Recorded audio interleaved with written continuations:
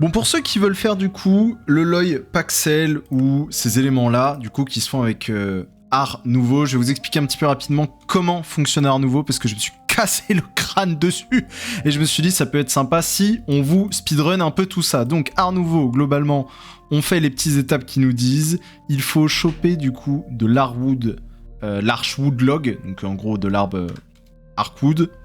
Globalement, c'est les arbres qui ressemblent un peu à ça, il y en a de différentes couleurs, mais du coup, voilà un petit peu le type de bois qu'il faut trouver. Donc après, quand on a ça, il y a des pousses, donc après on peut même les replanter, les refaire pousser à l'infini, donc voilà. Après, ils demandent pas beaucoup de ce bois-là. Ensuite, il faut faire du coup un Imbuement Chamber. Alors, ça se fait assez simplement. Donc c'est en fait ce petit item. Et donc ce petit item, il permet simplement en fait de créer des sources de gemmes. Quand on met une pierre de lapis-lazuli à l'intérieur, on fait clic droit à l'intérieur, et bah ça nous crée du coup, en fait ça va nous créer une gemme, ok? Sauf que c'est giga long. Là on voit à droite, crafting process c'est giga long. Et en gros pour accélérer, pour que ça fasse des gemmes du coup plus rapidement, on va pouvoir lui donner des espèces de sources d'énergie. Donc c'est assez simple.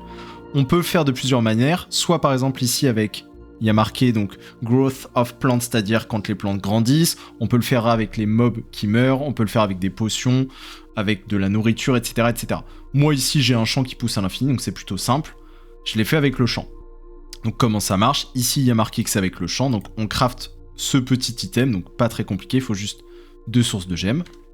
On le craft ici, on met à côté notre Imbuement Chamber, et quand on met du coup un lapis-lazuli, et bah là on voit que ça va beaucoup plus rapidement, parce qu'en gros, il a l'énergie de ça. Et dans l'idée, en fait, ce qu'on va surtout faire également, c'est créer une source jar qu'on va mettre à côté. Hop, la source jar. Si je la mets ici, en fait, lui, vu qu'il capte l'énergie des plantes, c'est un peu comme ça que ça marche, ça va me remplir tranquillement. Bon, faites pas attention à lui, c'est la même chose version gauche. C'est juste, je l'ai mis à gauche. Du coup, lui, là, ça fait psiou psiou psiou. Là, c'est stylé, du coup, ça capte l'énergie. Ça me remplit ma source d'énergie ici, donc j'ai une source jar. Et donc ici, dès qu'on va mettre un lapis-lazuli à l'intérieur, ce que je viens de faire, et bah ça va beaucoup plus rapidement les faire.